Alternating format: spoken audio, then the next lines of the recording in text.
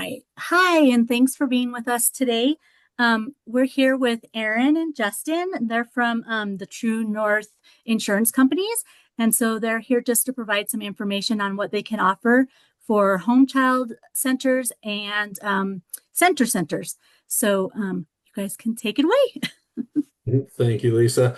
As Lisa said, my name is Aaron Ellsworth. I'm with TrueNorth Companies. We're an insurance agency who's been working closely with all of the councils across the state in Colorado to try and help develop an affordable and kind of beneficial bundle of insurance for all childcare providers, facilities, both in-home and standalone facilities. So I work on the actual business insurance side, so the general liability, property, auto, all that fun stuff. And then my partner here, Justin, I'll let him introduce himself. He works on the other side of the house. Hi, gang. Justin Futrell. I've got to work closely with so many people in the childcare industry over the last several months to put together this solution. So we're excited to bring it to you. And also on my team is Jeff from Allo, one of the solutions we've put together for you. So I'll make sure at the end that he has some time to walk through one of the options with benefits as well. Aaron, let's go ahead and jump in with our topics. So here's what we have planned, probably for the next 30 to 40 minutes is what type of limits is the state requiring from me as a child care provider? And a lot of people, that's the first questions we get is what am I required to have? And it depends on what kind of facility you are. And then there's a lot of questions on why do I need insurance? What type of claims have happened or should I look out for? What is an additional insured? Part of your requirements is to name the state as an additional insured. So we'll talk about what does that actually mean? What are you doing with that? And we'll talk about kind of the insurance language. Insurance has its own language and it can be very confusing. So we like to try and just more simplify it of here's what it actually means instead of a lot of lawyer jargon. And then really what we like to do is what questions should I ask my agent or what should I look for when looking for an agent for my insurance? And then Justin will get into the benefit side and go through that. So the state of Colorado is going to require this from you as you're opening up a child care facility, whether it's in home or a standalone facility. I know that we get a lot of questions that says, well, mine's in home, mine's not a child care facility. Do I need the same amount of insurance? The answer is yes. We also get questions, well, I have 6 kids versus 8 kids versus 12 or versus 70. Is the insurance requirements the same? By the state, it is the same requirements, minimum requirements that they have. So here are the requirements that the state is going to require. They're going to require you to have general liability insurance with $1 million occurrence and a $1 million aggregate. And then tied to that is another $1 million, we call it products completed ops aggregate. And then we have a $50,000 any one fire. So that is if you're leasing a building and maybe a fire is started and you are liable. You could see it as fire damage, fire legal liability. There's lots of different names, but they are requiring 50,000.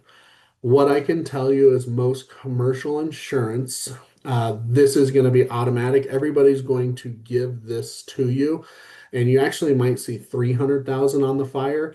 Again, this is bare minimum limits. This is the minimum that the state will require. So when you sign up and you get insurance, and then the state's going to ask for what they call a certificate of insurance. Your agent has to put what are your limits of insurance on there, and they have to at least meet this minimum requirement. Um, Most standalone policies will automatically, they're going to automatically meet this requirement. If you are adding it to a home policy, because there's a rider that is where you might have some issues happening there, where you might not have the exact limits that you need, and the state might push back on you and say, this is not right. We also have a requirement from the state that is if you are transporting children. So if you're taking them, during the summer, if we're going on outings, whether it's to the zoo or to the park, but if you are transporting them in your auto, you must have $1 million auto liability policy. So they're not saying that it has to be a commercial auto liability, but they're saying the limits on there have to be $1 million.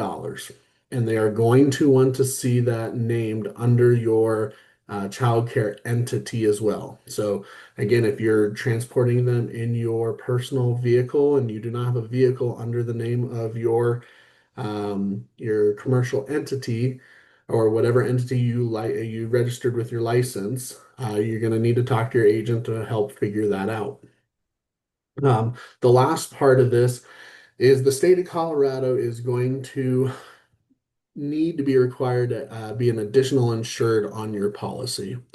So they want you to give them some coverage, whether it is lawyer fees or just protection from them due to liability arising out of your facility. So that is a very common thing in the insurance world. There could be some additional costs, anywhere from $25 to $50 a year to become an additional insured. But as soon as you get that on there and you send out that certificate with them as an additional insured, you should be able to reach all the requirements and be good to go. Aaron, this all looks like a foreign language to me, and I can appreciate it might to other people too. Is there an easy button that people can hit? Is there a world where someone can just show you what they have to see if they're out Yeah. of compliance anywhere or if they can potentially get a cheaper quote? Yeah, absolutely. So our team, we have a full team working on this for the state of Colorado, is you can always send us what you currently have. And we've seen this a lot where the state is rejecting it and we don't know why. So Hmm. you can send us the policy that you have and the certificate you sent them, and we can easily go through it and say, well, here's your issue, and kind of spell it out for them. Here's maybe what you need to tell your current insurance agent. Or if they can't do that, we can help find that. So, and then the easy button, Justin, we have created on our website, and I'm sure we can send this out to the council after this. But if you go to our website, we do have a button that you can click on, and you just have to fill out a short questionnaire, and we can get an insurance quote and application pretty much done with that. So, or if you just want to talk to a real person or have an email, you can send us notes at your convenience. I think the one thing we've noticed is that you guys are all very, very busy throughout the day. So sometimes your downtime or trying to figure out how to actually do the business side of it, it comes at about 11 o'clock at night. And unfortunately, a lot of people aren't open. So we tried to make the website a little bit more geared towards the hours that you're trying to actually work the business side instead of taking care of the children. Awesome. Thanks, Aaron. Yep. All right. So why do I need insurance? Well, first, contractually, you need it but because of the state. So that is the main reason why you're going to need it to actually conduct your business. The other thing is to protect you and your assets personally and on the business side in case there is a claim. So depending on the type of claim, your insurance will pay to defend you if you're being sued. Sometimes lawyer fees will cost more than the actual claim itself. So when we have insurance set up, that insurance also comes with the lawyers and their duty to defend. The insurance is also there to protect you as business owners, whether that's from the general public or that is from your employees, but it's also there to protect the public as well, in case something happens. Insurance is meant for unforeseen loss. And that's exactly what we want it to be for. We hope no one ever has to use it, but we want it to be there just in case. And we get a lot of other questions when we're talking to clients of what are other types of coverages should I consider to protect myself that might not be required by the state. On some of that stuff, especially in the childcare, industry, we really recommend, no one likes to talk about it, but abuse and molestation. And it's not that we think anybody's ever going to do it, but all they have to do is say that you did it and you have a lawsuit on your hands. And having that coverage, again, will have a lawyer there to defend you. So we'd always recommend that. In fact, the programs that we put together automatically come with the abuse and molestation in them at no extra charge. And then we always look at recommending, what exactly are the exposures that you might have at your facility. So do you own the building or are you renting the building? Are you transporting some of the kiddos? And sometimes if you have employees, well, we would definitely need compensation now. But we also might want something that's called employment practice liability. And what that is that's to protect you in case you get sued by one of your employees for wrongful termination, retaliation, sexual harassment. Again, nothing that we ever want to say that people go through. All it takes is for somebody to accuse you as the business owner. And if we don't have that, there's no coverage, and then that comes out of pocket. And I've seen a lot of claims. I'm currently working on four right now on the employment practice side. So it's it's one of those unfortunate situations. But a lot of what our team will do is talk to you about your individual situation and what do you need and what is it that is going to most protect you. And we try to help you prioritize it. So we don't want to go in there and say you should get this, this, this, and this, especially if you're starting off a business. It might be, I just need to get going. I want the bare minimum that gets me going. That's fantastic. We can help with that. We'll also help you understand here's some of the other exposures that you might have and to think about. And we'll try to help prioritize them for you. But at the end of the day, it is your decision. And, we're just kind of there to help you guide through it. Just to reiterate, I think the two big things that we've noticed in conversations with other childcare providers, the abuse and molestation, having that included, it's not always there. So that's definitely an important thing.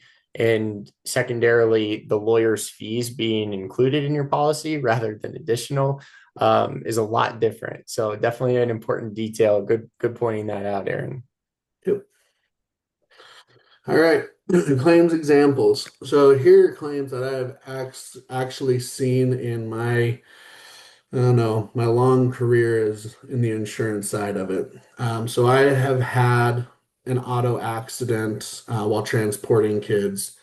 This was to an amusement park, and they got in an accident and they got hurt pretty bad. And we're talking multi-million-dollar case that happened there.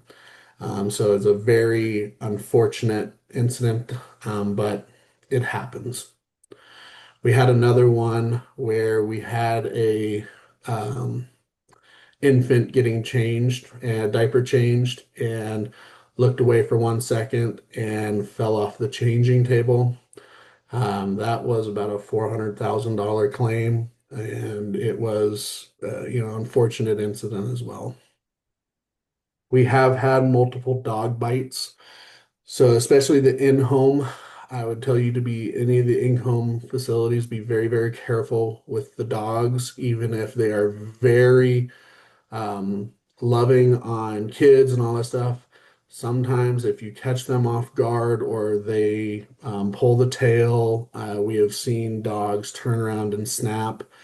We have had some kids get bit in the face before, so just one of those to be very cautious about. Um, we've also seen excited puppies. We've had excited puppies, unfortunately, knock over a grandmother who was coming to pick up her grandchild, and knocked her over and she shattered her hip. And that turned into about a $1.6 million claim. So it was not a ferocious and it was not intentional, but it was an unfortunate accident that happened. And then we did have a drowning. unfortunately, where the child did pass away.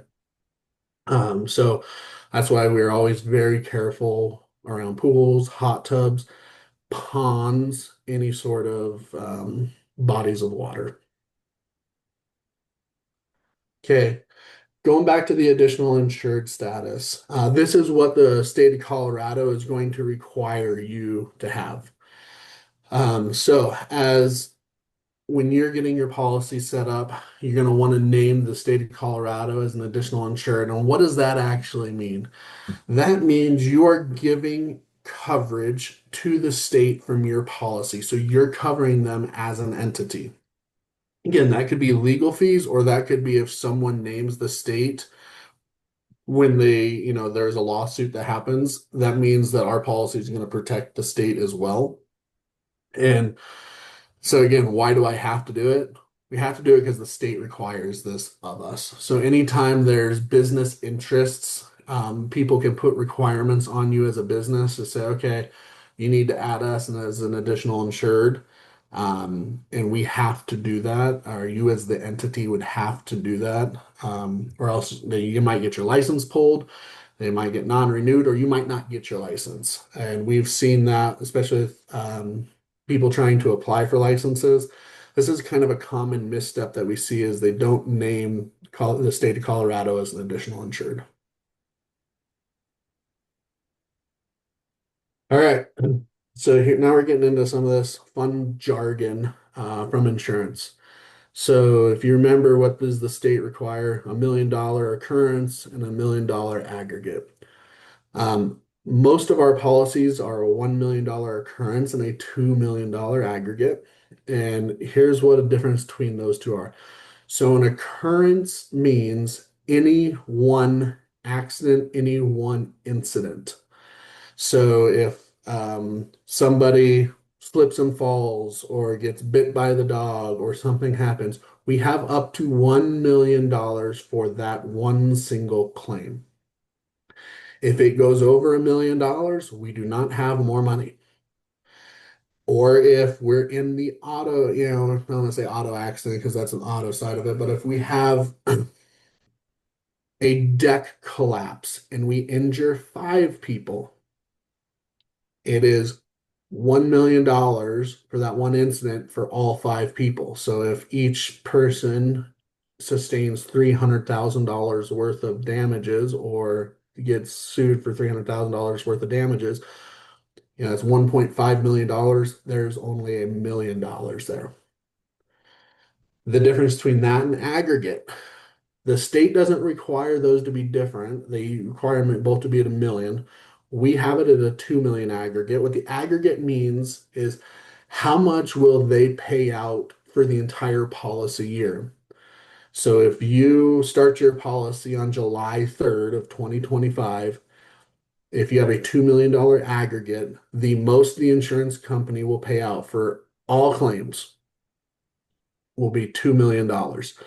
Now, you can't have one claim, one incident over $1 million, but in this scenario, if you had a $2 million aggregate, you could have two separate incidences, each paying out $1 million, and it would still cover. Now, if you had a third claim and there was money that needed to be paid out on that, we need to have some conversation about risk management and what's going on. But that third claim, there would be no coverage because we've already exhausted our aggregate limit. So again, what if my liability insurance is different than what the state of Colorado wants? It's probably going to be different. The state is going to put the minimum. So here's the minimum requirement. So as long as your insurance is above that, there should be no issue. They're not going to care. A lot of the time, we would tell you that you to protect yourself and your business, we probably want it a little bit higher. So we probably do want the $2 million aggregate. Or maybe we do want an umbrella policy that gives us more than $1 million per occurrence.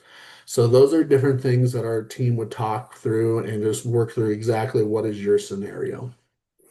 Aaron, to recap that one, is it fair to say while it's $1 million minimum occurrence and aggregate for the state of Colorado, it would be wise for a business owner to have higher aggregate. And that's why it's just the standard offering of what you've put together for childcare. Yeah, I mean, you'd the insurance industry usually always puts it as at the aggregate higher than the occurrence. So industry wide, it'll be a little bit higher. Um, I would argue that, everybody asks me the common theme I always get, especially when we start talking auto, is how much insurance do I need? And it is a very, I'll just say it, impossible question to answer because my answer is always, well, what's going to happen? Who's going to get hurt? Who are you going to hit? If it's a minor incident, $1 million might be absolutely fine. If we get in a car wreck on the way to an amusement park, or if we have an explosion at the house for some reason that we are actually liable for, and their $1 million isn't going to cut it. Sounds like So it's pretty unique to each situation. yeah, it's always tough. So especially some of our rural counties, if you're off the grid and you have large propane tanks or natural gas tanks, okay, like let's talk about that because that's a serious exposure that you have that other people don't have in the city. So we have the questions to ask. No reason for us to repeat those out loud. You can see them on the screen, but wanted to pause for a moment and ask if anyone had any questions so far with that Insurance 101. And Justin, this insurance doesn't replace your homeowner's insurance, right? No, so this will not replace your homeowner's insurance for those in-home care facilities. Okay. So for those, it, it does not replace it. It's an addition to. So this stands on its own, and especially for your in-home, I know someone was asking about the pricing, and we can get into that a little bit. So for your in-home, it's right around $500, but it does not. It only covers the general liability and abuse and molestation.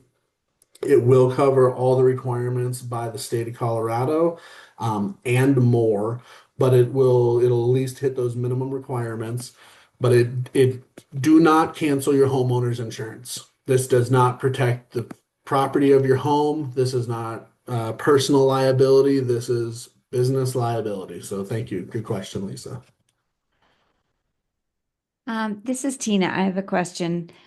I've submitted our insurance to the state, and if it's rejected, would I get notified? How does that work? Usually you'll get notified if it's Okay. rejected, and you won't hear anything if it's accepted. Okay. And Thank I mean, so unfortunately that, and as an insurance agency, we also submit it on your behalf as well. Because sometimes, and Tina, I'm going to get in the weeds on you a little bit, depending on how, and I know the state is actually looking at some different technology to read some of these certificates. If there's one period off, if there's a letter off, there's something, it could get rejected back to us. you. So a lot of the times we try to work with them like, okay, exactly what is it that is getting rejected? So just FYI on that. Okay. Thank you. Mhm. Great questions. Any Cindy, others?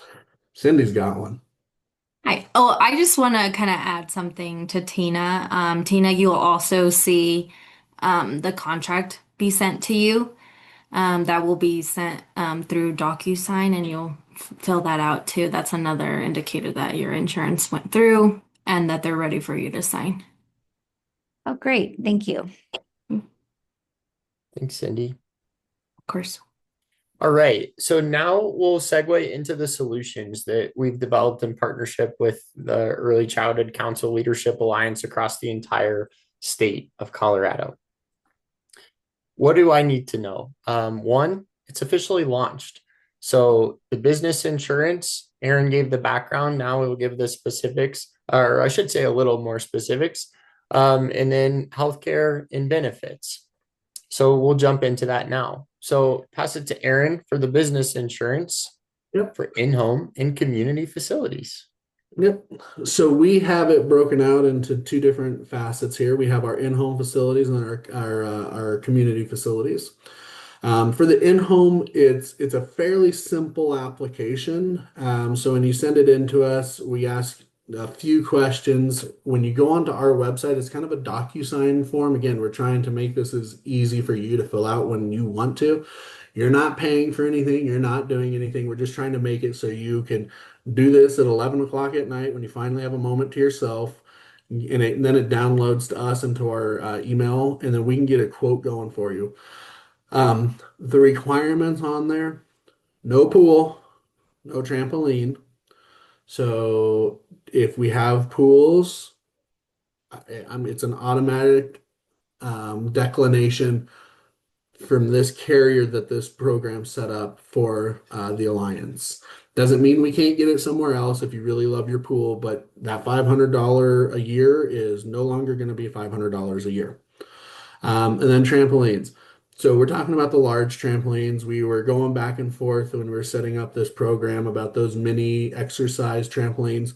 We got those cleared, but if you have a large trampoline, that's sitting outside up high, those are an automatic declination as well. Aaron, I'm glad you Um, got the little trampolines cleared because that was one of my favorite things about being a kid. yeah, I think we did it just for you, Justin.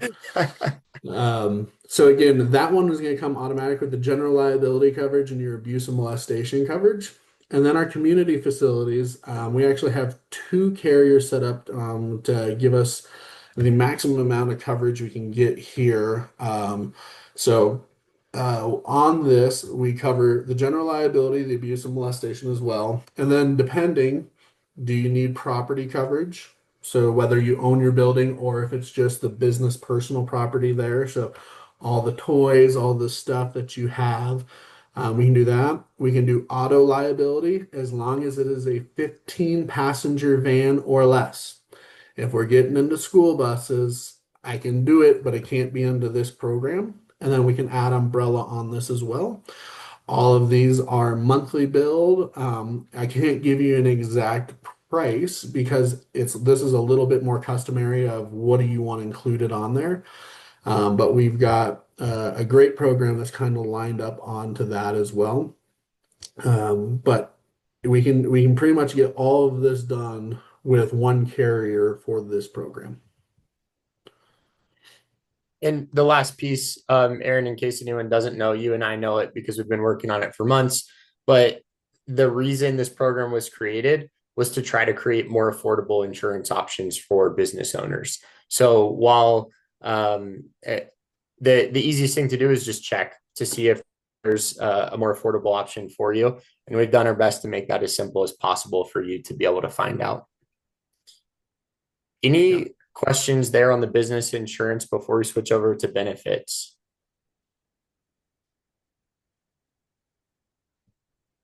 All right. Seeing none, we'll keep rolling. So as we go into healthcare and benefits, the first thing we'll look at on the left side of the screen is owners. So we kind of have this in two different buckets. One, what can owners be doing? And two, what can we offer to employees regardless of whether we do bucket one with owners? So in bucket one for owners, we've created a benefits bundle for $27.50 per person per month. I just want to start by saying the intention of this is not to replace any major medical insurance that someone has with Blue Cross, United, Cigna, etc., but rather we've learned in talking with childcare providers, there's so many uninsured employees, and also regardless of whether someone has insurance or not, owners want to provide something in regards to benefits, and maybe they offer a stipend today. But what can we do that's more than a stipend so that we actually know that our employees are using that money? And so here's the benefits bundle we've created.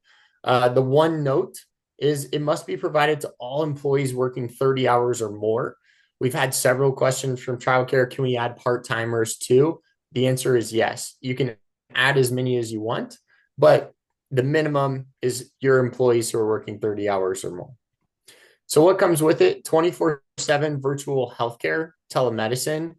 That was big because there's so many contagions in childcare, and it's easy to get sick, and you just need a prescription written for you to go pick up at the beginning or end of a day. The medical safety net, think of accident medical expense coverage. So if something happens, up to $500 of money is coming back to you. Critical illness, up to $5,000 in hospital stay coverage. If you end up in the emergency room and or have to stay, it's up to $1,000 coming back. And that is regardless of what other coverage you have, that would be added on to it. Mental health counseling was a really big area of ask for a solution. And so there are counseling sessions. An employee assistance program is what EAP stands for, and digital therapy as well. We bucket this as thinking about it as external help. If Cindy is ready to talk to someone about mental health, then those resources will be there for her. On the other side, maybe Kristen is not ready to go talk to someone for external help, but wants to work on herself. So there's a emotional health score that she can take, and an action plan will be given to her to help with wellness and lifestyle. That includes meditation, workouts, nutrition, etc. Lastly, financial resources. If we have Tina who wants to work on budgeting or get some financial coaching, that will be available. So all of this is bundled for less than $1 a day. And we worked really hard to leverage the scope of our 14,000 childcare providers in the state to get that to under $1 a day. Now, regardless of whether a business owner wants to launch that benefits bundle for their people, here are other things that they can do. Employees can voluntarily enroll in a discount RX program. This is $8 a month, and there's 650 free prescriptions included in that list. It's an easy way for employees to think, okay, I can just search my prescription. If I'm paying $30 a month for 1 or 2 prescriptions, then it makes sense to enroll in this program. There's pet insurance. We're in Colorado. Almost everyone has a dog. We have skincare and dermatology benefits. This was asked for, or it was received well when it was an idea given out. Again, being in Colorado, skincare and dermatology, so important. Dental and vision, multiple options to meet your needs, cheaper premiums, more expensive premiums, determining, so you can determine what your needs are. And then direct primary care. And this is really unique. And this is why we have Jeff on the call today as well. Direct primary care is like concierge health, and that can be voluntary or partly employer paid. It could be fully employer paid. And that's in person or remote. And what Jeff and his team have done is made it really easy for your employees to just put in their zip code and see what direct primary care options are near them. And I really like it because we think of childcare as a community, right? It's a community business. And what direct primary care, what Jeff and his team are doing, they're trying to find independent local businesses that can serve the community. So it's a really great way to have primary care services taken care of, and Jeff will expand on it here as well. ECLA benefits screenshots with Wallet. Wallet is the platform that we're going to make this happen on. So this is a screenshot of what the app looks like.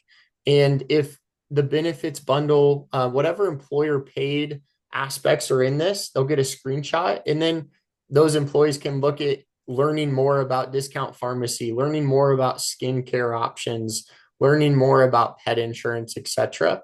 And then Howie said it can be voluntary or employer paid. If Kristen just wanted to say, I just want to put $50 a month in my wallet for my employees to use, there's a world where we can make that happen. So we have a team ready to provide hand holding. And also there are some cool features like being able to celebrate birthdays and anniversaries at work as well. So I want to pause one moment to ask if there are any questions on the benefits. And after that, I'll pass it over to Jeff to give the demo of what it looks like for direct primary care. Justin, can you talk to us kind of the main difference between traditional health insurance and then your direct primary care? What would I get in one that I wouldn't get from the other? Yeah, Jeff, I wonder if that's a good segue to you. Yeah, thanks for the setup, Aaron. Yes. Yeah, I'll hit that actually and start out there. And then as far as the demo, Justin, I'll just share a little link after. I'll kind of go over more of a description Sure. of what direct primary care is and how it works, how Ella works, and how it relates to traditional insurance a little bit more. So let's see. And unfortunately, I'm not at home, so I have my small screen. I'm gonna try to share it, but I'm gonna fail miserably at this. Let's see. I think the childcare industry would understand the need to be nimble. Definitely. Having Uh, 15 nieces and nephews and often being in charge of them, I understand.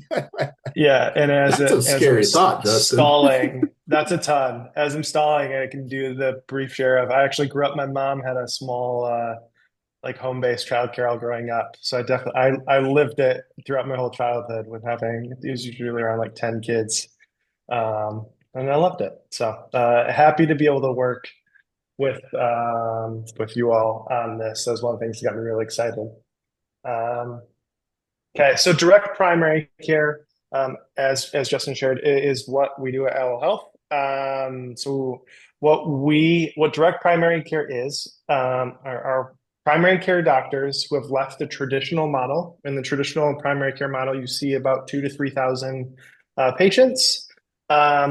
And have stepped away from that and dealing with the insurance billing and everything associated with it and move completely into a membership-based model. And so what that allows them to do is see about 400 to 600 patients that they're managing, but they have way more accessibility to actually care for all their needs. And so there's no more of the, you call into your primary care doctor and see when you can get an appointment and they tell you, oh, I can see you, but it's 4 months out or whatever that looks like. Or when you get in, it's the 10-minute appointment. They actually have the time to take care of whatever is going on.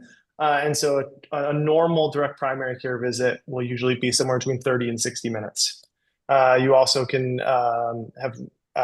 you can text your doctor with questions. You can do a virtual appointment, or you can do in person. And so there's much more flexibility there because the contract is with that individual provider. And what we do at Allo is we've pulled together different of these independent direct primary care practices across the state of Colorado, specifically on this project, but across the country. And then we help each individual match with the right local practice based on their needs, their care preferences, and if they have kids, if they don't, where you live, obviously. So we can get you with the right partner and then do some other services around it so that it actually can either replace or work with what you're doing for all of your health insurance. Aaron, I'll get a little bit more into that towards the end. So it's gonna be a little out of order because I hit some of these just now, but some of those pieces that it's solving for. So the access, I mentioned the in-person virtual visits, the care without a wait.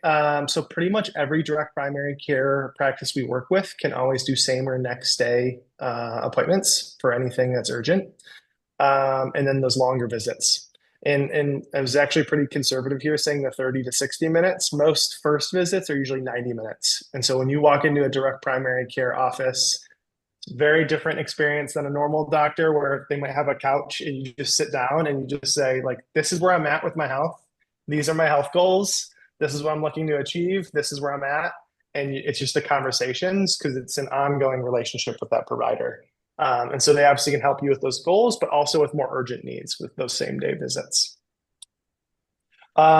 We work exclusively with local and independently owned direct primary care practices, which is another big thing. So these are not going to be, a big corporate office or a part of a large health system or hospital that you're fighting through.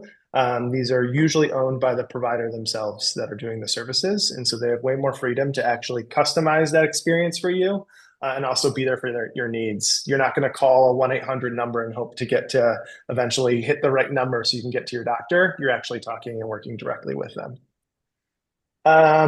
Like I mentioned at the beginning, we're actually matching you with the right provider based on your needs. And so if you're someone who is more leans into, functional medicine, or holistic medicine, then we can match you with a provider there. Or if you're someone who is um, maybe thinking of just more traditional doctor experience, but you just want better access, we'll ask some questions and get you to that right provider.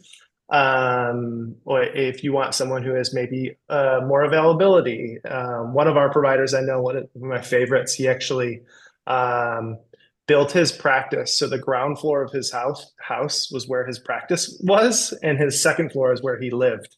And so that if any of his members actually had something going on at night, he could just walk downstairs and meet them there. And so that's the kind of experience you're getting with these local and independent practices. And we're matching you based on, is that what you're looking for? Or maybe someone who's thinking about something else. Beyond just the primary care piece, to start to get at what you were saying, Aaron, how does this work with the rest of your health insurance if you have it?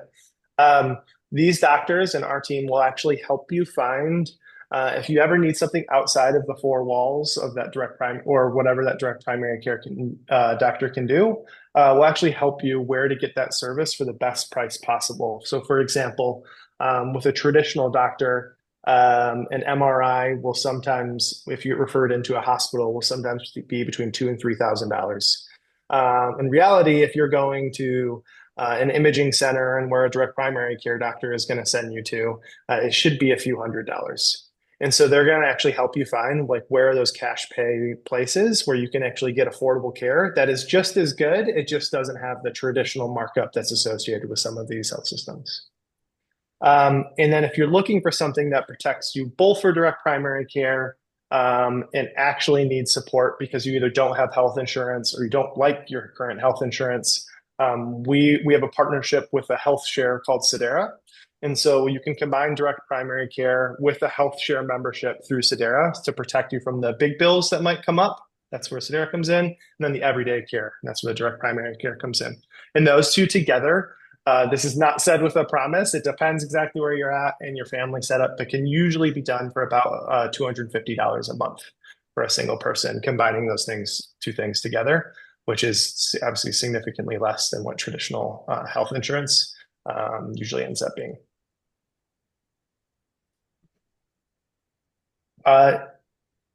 Up to answer any questions or do anything there. Justin, if there's anything you think I missed that you wanted me to go over that was not there. Let's open it up for questions first. Yes, Jeff, I would like to know. So the 250 would be kind of that major medical plus the direct primary. What if we just wanted to offer direct primary and not the major medical? What's that cost look like? Thank you for saving me there. I should have said that, huh? That will usually end up being somewhere between 100 and 150, depending on the exact area in the state you are and what our partners look like in each region, but somewhere between 100 and 150. And if they have a family that wants to get on there, is it 150 per person, or is it like, hey, we got a group rate type thing, or? Yeah, so it's that rate, that 100, 150 for per adult member, and then each child member you're adding on, it will be some sort of discount. Those usually end up being somewhere between 50 and 75 is pretty normal. Okay. I feel like I need to move my And then the family. 250, I would say for the health share membership doesn't go up quite as much quickly because the health share membership covers the whole group or the family rather than it being a step up for each individual adding. And what do you say, Aaron? I missed it. I said apparently I need to take my family to that. There we go. Yeah, we'll talk after. There you go. I was like, And Justin can say some good things about both direct primary care and Sedera, having used both of them at some point in his life himself. Yeah, a quick note. My wife and I have used direct primary care in Denver for the last 5 years. And the overall consensus is those things that we usually the things that we hope just goes away. Like, while we're sick, let's see if it goes away. Or like, yeah, I have a rash, but yeah, I think it's okay. Like those are the times we're actually reaching out to use and get advice from our local primary care. So we like that. And during cold and flu season, when we get the reminder of all the natural remedies and over the counters that like are for what symptoms, it's always good to have that reminder too. Yeah, so that's the big one. And then the other one with urgent care. So you're not sitting around waiting in urgent care if something comes up or an emergency room. If it's a true emergency, still go to the emergency room. But you usually can set something up with your direct primary care provider to meet with them. So you're not sitting around in an urgent care. And then also remember anything that's associated with direct primary care is included in that membership fee. So there are no copays or deductibles with anything that's happening at your direct primary care practice. It's all a part of that $150 membership.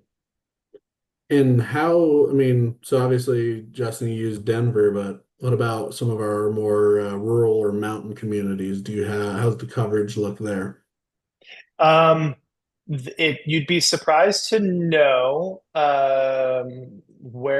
like how spread out direct primary care is throughout the state. Let's say Colorado is one of the states that actually has pretty widespread availability. Now, given how rural some communities might be, there are some that where there aren't, and so that's where I would turn to either in that bundle that Justin had mentioned, where there's virtual telemedicine in there, or we actually have some virtual direct primary care, so they're even probably more available. That would be in there where we can help with that solution too. So it just depends where. But the good thing is we can find out, and if we don't even have a partner today, get back to you within a day or two if we're not able to find if we are or are not able to find a local direct primary care partner. Awesome. Thanks, Jeff. What questions do we have? It's Tina again. I've got a quick question. We're a nonprofit. I saw it said owner. Is that similar? Yep. Yes. Okay. Okay, great. Yes. Owner or Good corporate. question. Yeah. What might be maybe a leader, owners and leaders, owners and business leaders? Would that be a better phrase, Tina? Maybe, because whenever I see owner, it's like, oh, we're not in that mix, but yeah. Thank you. We continue to like fine tune everything with questions like that, so I appreciate it. Okay. Huh. I just, and I don't know, Cindy, if maybe you want to clarify this, but this also say it's a provider that's offering the universal pre-K. How does this insurance work for that as well? You were cutting out a little bit at the beginning. It was Oh, very light, so I just want to make sure we heard the full question. yeah. So I just was checking too, is like, does this meet all of those requirements that the universal pre-K that is offered in Colorado for preschoolers? This insurance meets that as well, right?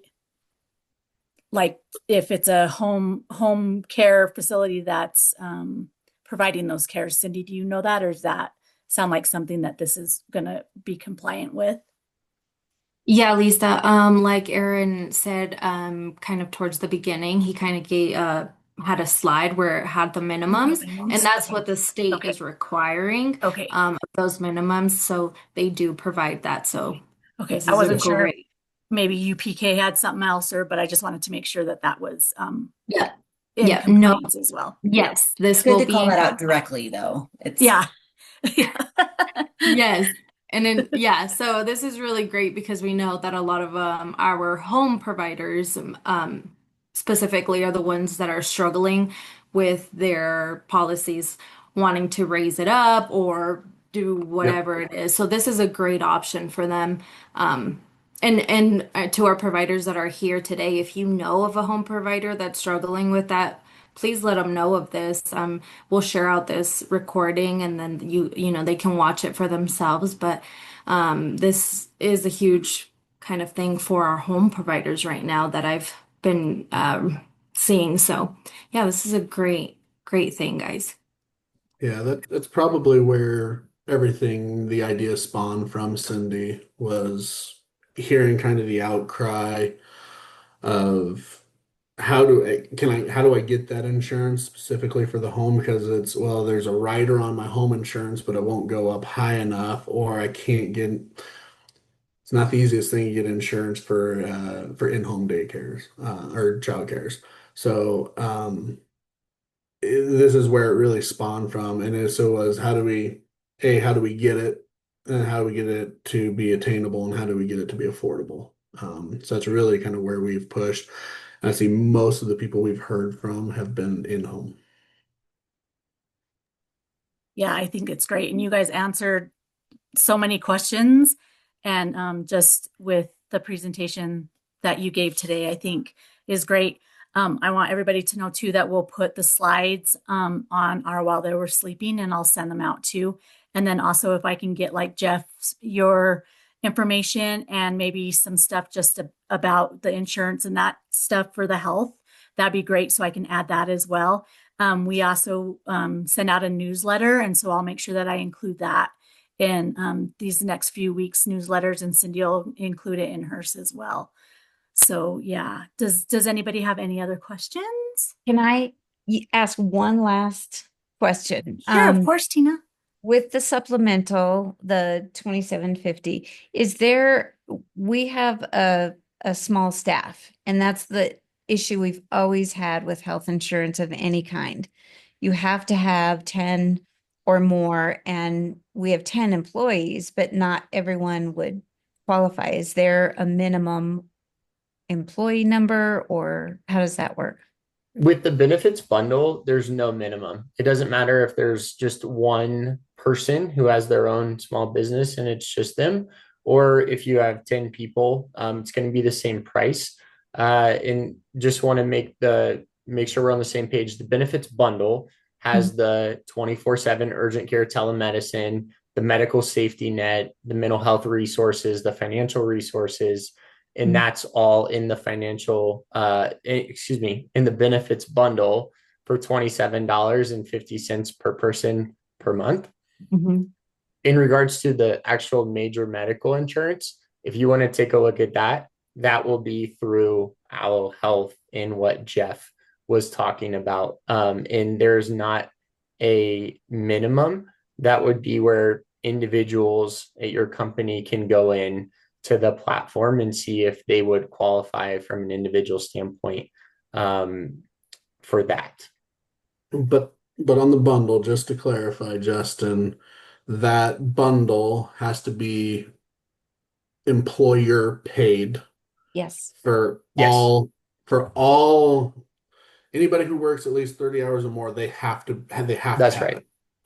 If they're under, you don't have to have it, but you could include them if you wanted to. That's right. Okay.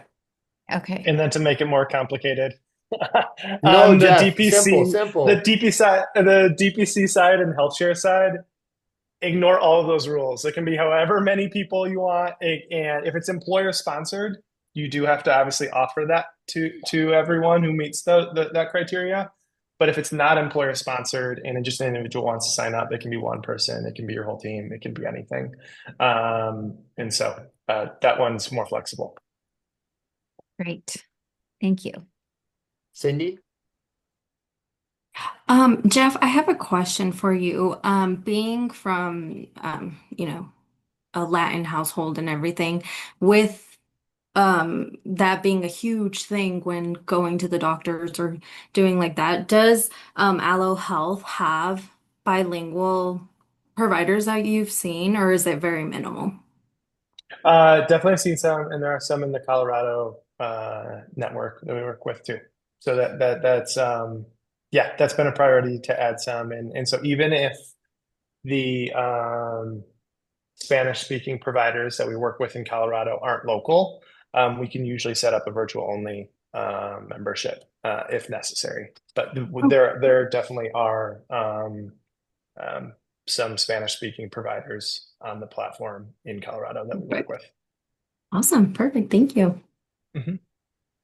And thanks, Justin, for putting in that link, so that if you want to go in and fill it out for a form of interest, that link is there as well. And I'll share it also with all the other good stuff that we get. So, yeah.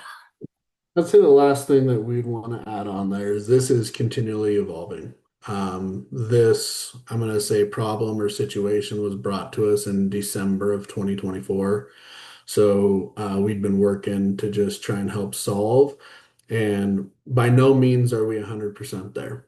We were kind of let's walk, crawl, run type of things. And we're constantly hearing from the councils and the state and from providers themselves of, well, have you thought, could you do something like this? Or can you help solve this problem? And I would say about 90% of the time when they bring that situation to us, we're able to figure out how to solve it. So again, it's ever evolving. And I think just the more you can hear from your members and ask them to talk about what's important to them, the more that we know, because this is not we're not in it day to day. Like this is what you guys do. But if you, hey, we're having situations here, bring it to our attention and we can help try and build a solution to fix whatever said problem is. Yeah, great, Aaron. Yeah, I think this is great work that you guys have done, and it's going to help a lot of our providers just feel secure and be able to hopefully be able to feel like they have some place to go when they need this stuff and can reach out if they have issues or questions. And so, yeah, I've been in childcare, early childhood for a long, long time, and so I think this is great because I know that's been a struggle for many. So we just want to thank you. Yeah. It's been fun. Yeah. Okay. Well, I think if there's no more questions, I think we're done. And I just want to thank Aaron and Justin and Jeff. And I'll make sure that I get all that info and get that uploaded. And so that way our providers have access to all of this. Great. Thank Thank you you. all so much. Yeah. Yeah, Thanks, Thank Tina. you. A pleasure. All Yeah. right. Thank Have a you. great holiday. Bye. Bye. Yeah. Bye, everyone.